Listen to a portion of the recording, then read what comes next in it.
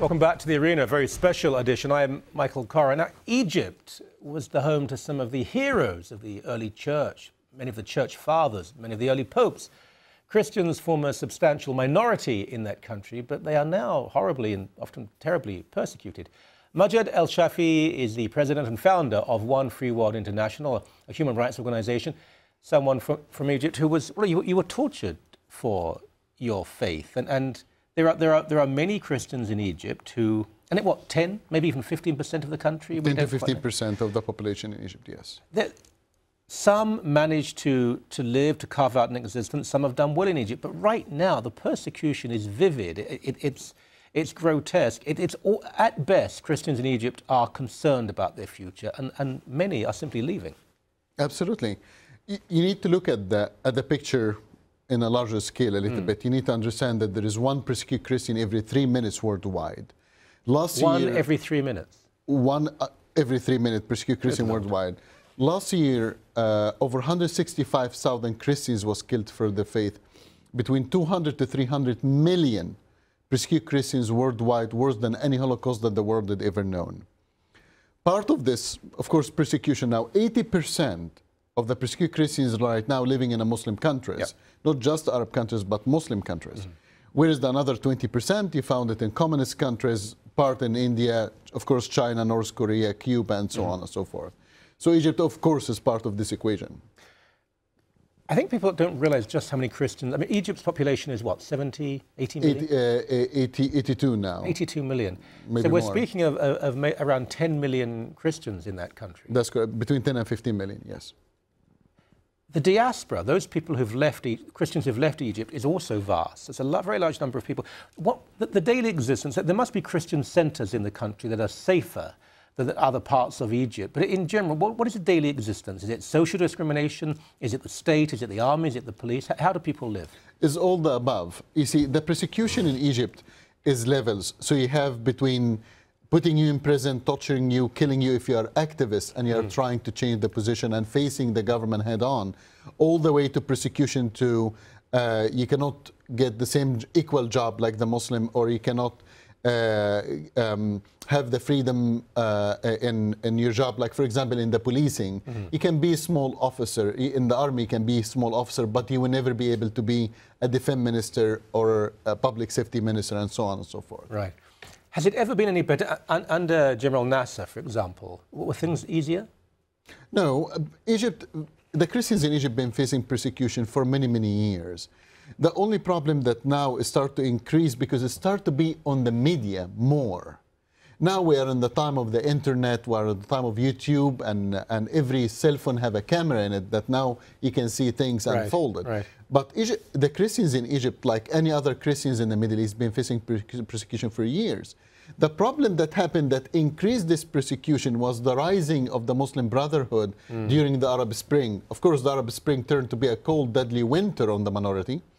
And we can see that basically when we take a dictatorship out, you create political vacuum. That's when the extremist comes in. And that's the first two signs of something wrong happen is the persecution of the minority and the persecution of women's rights. That's the first thing that happened in this situation. Let's talk a little about the history of Christianity in Egypt, because Christianity was in Egypt several hundred years before Islam was even in existence. And there were huge numbers of Christians. I mean, I would think the country was probably majority Christian with the Jewish and pagan minority. So that thriving Christian culture is still there, but it's diminished so much. How did that happen? It's happened by forced conversion. This is number one. Well, Egypt used to be a Coptic country, a Christian country. Until the time, the 7th century, a man by the name of Umar ibn al-As, he entered Egypt and he forced most of the Christians to convert from Islam to Christianity by the power of the sword. Make no mistake. We're not here to play politically correctness. It is what it is. And the problem is the untold genocide that's happening in the Middle East to the Christians in this region, then all the way until now. And this is the history right now. Right now, also we can see that there is many forced conversions through financial pressures, forced marriages, and this is still happening until now. Is there anyone in power in Egypt speaking out. In Syria and Iraq, for example, there were politicians who genuinely believed that the Christians of those countries belonged there, they were part of Syrian or Iraqi culture and nationhood. Are there Egyptian leaders who think this, who actually are trying to stop the persecution, who welcome Christians in Egypt? Absolutely. There must be many. If you ask me about their names, I will not be able to tell you their names simply because their voices is very silent. And they are scared to come out with this, you know, with this voice, or they will be hurt.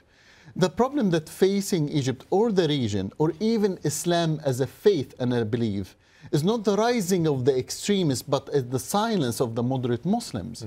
So even if the moderate Muslims believe that, some moderate Muslims believe that this is the place of Christians and Egypt belongs to them, they will not be able to express it simply because they're silent. Will Christians continue to leave? Christians will continue to leave. Christians will continue to fight there, and some of them will continue to leave. The numbers are greater than any other Arab, the largest Arab countries. The numbers of Christians are greater. It's a substantial number of people. Surely we will not see a time when Egypt is effectively free of Christians. There'll always be Christians there. There will be always Christians. You need to understand something.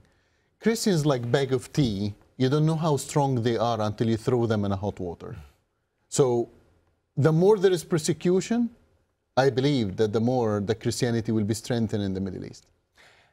The world is quiet, generally. Even Christian leaders are extraordinarily quiet. They often in the West seem to be more concerned about not displeasing their Muslim neighbors and ecumenism than they are about actually speaking about and rescuing Christians.